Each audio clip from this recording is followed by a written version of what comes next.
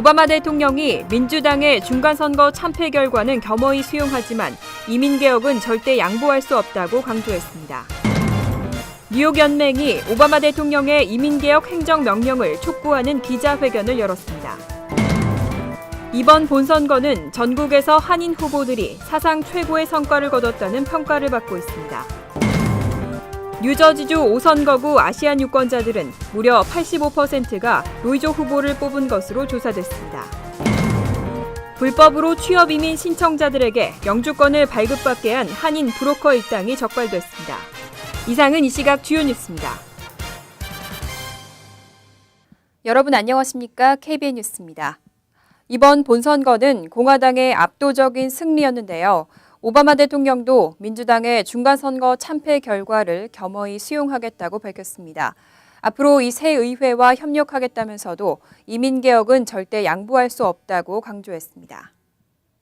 오바마 대통령은 5일 백악관 이스트룸에서 기자회견을 열고 본선거에서의 공화당 승리를 축하했습니다.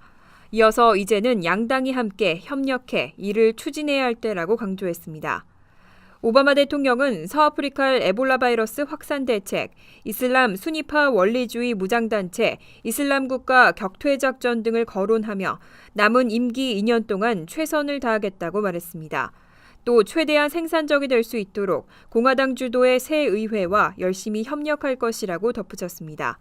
하지만 공화당이 강력히 반대하는 이민개혁과 관련해 공화당의 협조를 요청하면서도 의회 차원의 조치가 없을 경우 올해가 가기 전에 이민 시스템 기능을 개선할 수 있는 법적 조처를 할 것이라고 강조했습니다.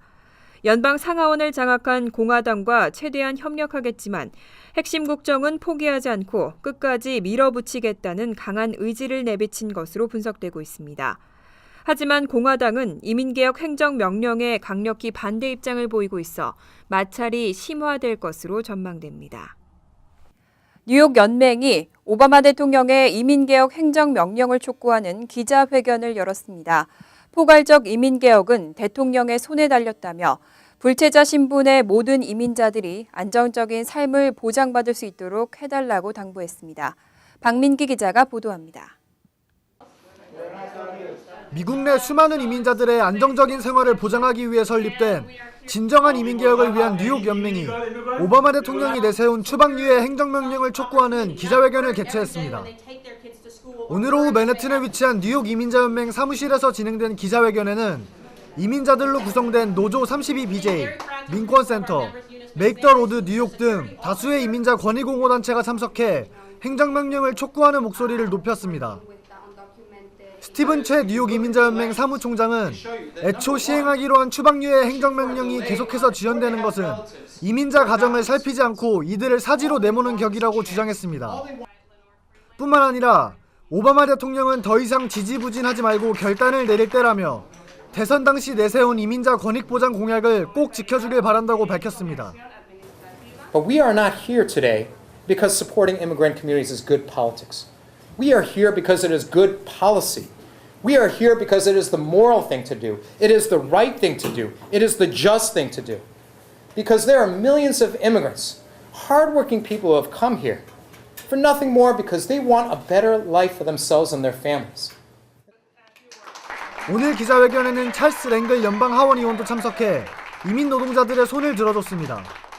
찰스 랭글 의원은 가족과 강제로 헤어지는 것만큼 비극적인 일도 없다며 자신 역시 의회에서 즉각적인 이민 개혁을 위해 싸우겠다는 의지를 보였습니다. And they say this is going to be like a red flag in front of a bull. That bull is going to be the United States of America. And I assure you that there's not one person that identifies him or herself as a Republican that's prepared to attack the president on this issue publicly. 오늘 참석한 이민자 권익옹호단체 모두 오바마 대통령의 행정명령 발동을 거듭 촉구하는 한편 이민 가족들이 음지에서 벗어나 미국 사회에 기여할 기회를 보장해줄 것을 요구했습니다. KBN 뉴스 박민기입니다. 이번 본선거는 전국에서 한인 후보들이 사상 최고의 성과를 거뒀다는 평가를 받고 있습니다. 특히 캘리포니아주 여성 한인 정치인들의 약진이 두드러졌습니다. 주성훈 기자가 보도합니다. 이번 선거에서 주의회 등 고위 선출직을 포함 각 지역 시의원과 교육위원 등에 도전한 전국의 한인 출마자는 모두 25명으로 이 중 17명이 당선에 성공하면서 단일 선거 역대 최다 한인 정치인 배출이라는 기록을 수립했습니다. 남가주에서는 미셸 박 스틸 후보가 오렌지 카운티 최초의 슈퍼바이저로 당선되었고, 영김 후보는 36년 만에 남가주 출신 첫 한인 주 하원 의원직에 당선되었습니다. 에드로이스 하원 외교위원장을 오랫동안 보좌해온 김 후보는 이번에 주 하원 의원으로 선출되면서 캘리포니아주의 대표적 한인 정치인으로 급부상했습니다. 또한 샌프란시스코 시의원 선거에서 제인 킴 후보가 67%라는 압도적인 득표율로 재선에 성공하는 등 이번 선거는 한인 여성 정치인들의 약진이 두드러졌습니다. 재선에 도전한 최석호 얼바인 시장은 초박빙의 접전을 펼친 끝에 메리 앵가이도 후보를 제치고 재선에 성공했으며, 라팔마 시의원 재선에 나선 스티브 황보 의원도 수성에 성공했습니다. 메릴랜드주 하원 의원직에 도전한 데이빗 문, 마크장 두 후보가 동반 당선되면서 이 지역 한인 정치사에 새로운 이정표를 세웠습니다. 그 밖에 조지아주의 박병진 주 하원의원, 워싱턴주의 신디류 주 하원의원, 하와이주의 실비아 장룩, 샤론 하 주 하원의원 등 주의회에 진출해 있는 전국의 한인 정치인들이 모두 재선에 성공했습니다. KBN 뉴스 주성훈입니다. 기분 좋은 승리도 있었지만 아쉬움도 있었죠. 많은 한인들의 기대를 모았던 로이조 후보는 낙선했습니다. 하지만 뉴저지주 5선거구에서는 주목할 만한 결과가 발표됐습니다. 5선거구 아시안 유권자들은 무려 85%가 로이조 후보를 뽑았습니다. 아시안 아메리칸 법률교육재단이 지난 4일 치러졌던 본선거 출구조사 잠정 집계 결과를 발표했습니다. 그 결과 5선거구의 아시안 유권자 가운데 85%가 조 후보에게 투표했으며, 공화당의 스캇 가렛에게 투표한 유권자는 11%로 집계됐습니다. 아시안 아메리칸 법률교육재단은 전국 65개 단체와 공동으로 뉴욕과 뉴저지 등 11개 주와 워싱턴 DC에서 아시안 유권자 4,200여 명을 대상으로 이번 조사를 실시했습니다. 이에 따르면 아시안 유권자는 전반적으로 민주당 후보를 지지한 것으로 확인됐습니다. 집계가 발표된 10개 선거 가운데 8개 선거에서 아시안 유권자들은 민주당 후보를 더 많이 지지했습니다. 63개 투표소에서 한국어를 비롯한 12개 언어로 실시된 출구조사 결과 아시안 유권자 가운데 59%는 민주당원이었고, 공화당원은 26%, 무당파는 15%였습니다.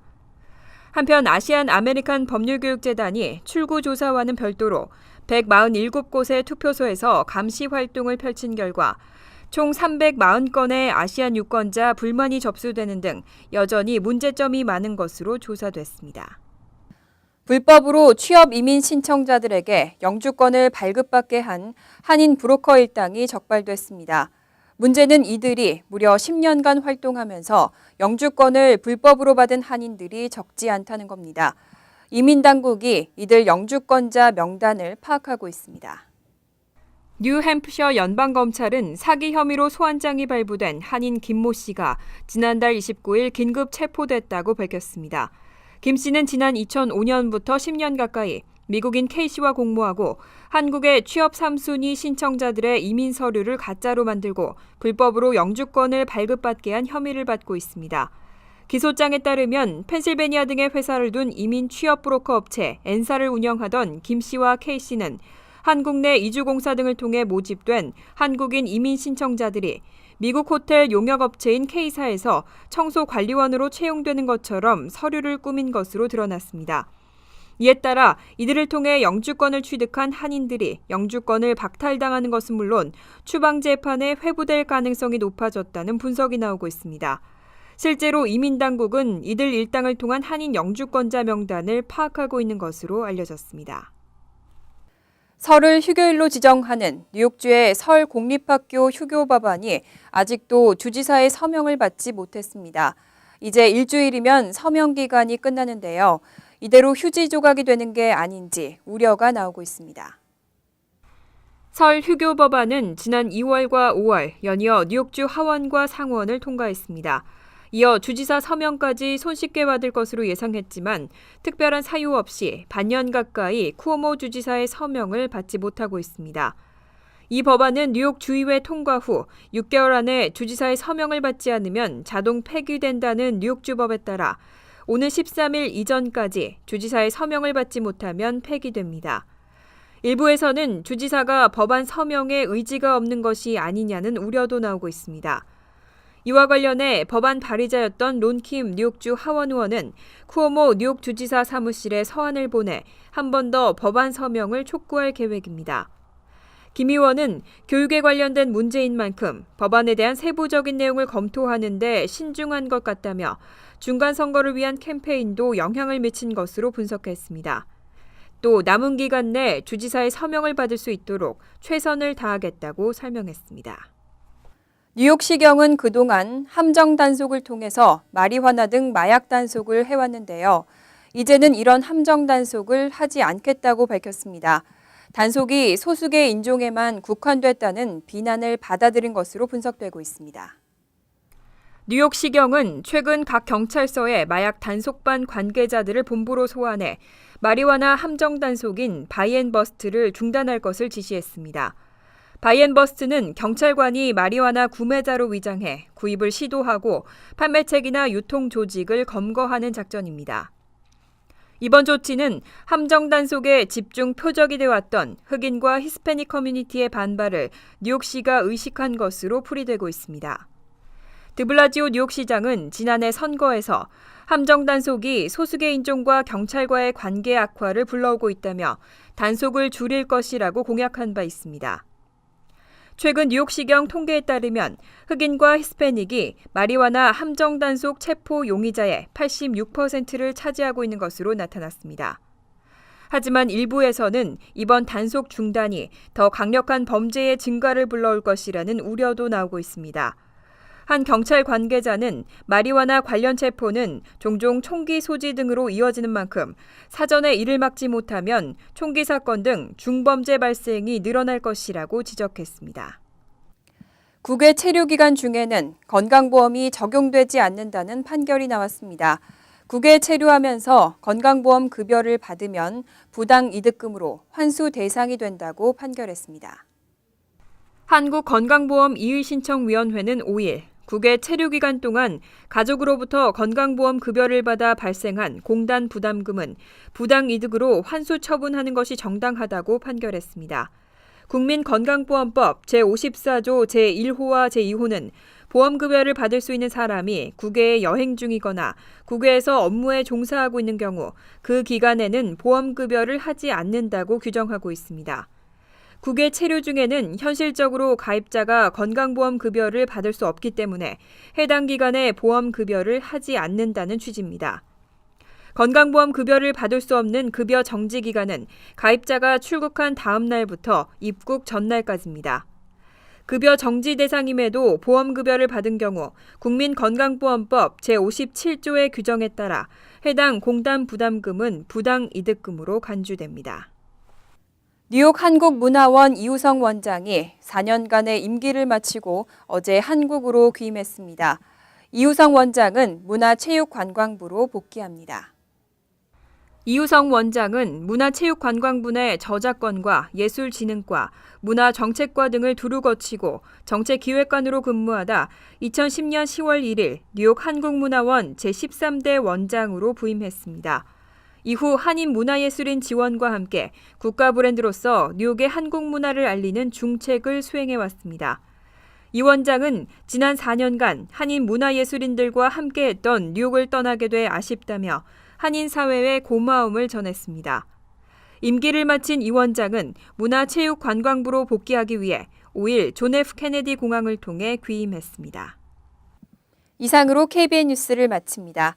KBN과 함께 즐거운 저녁 되시기 바랍니다.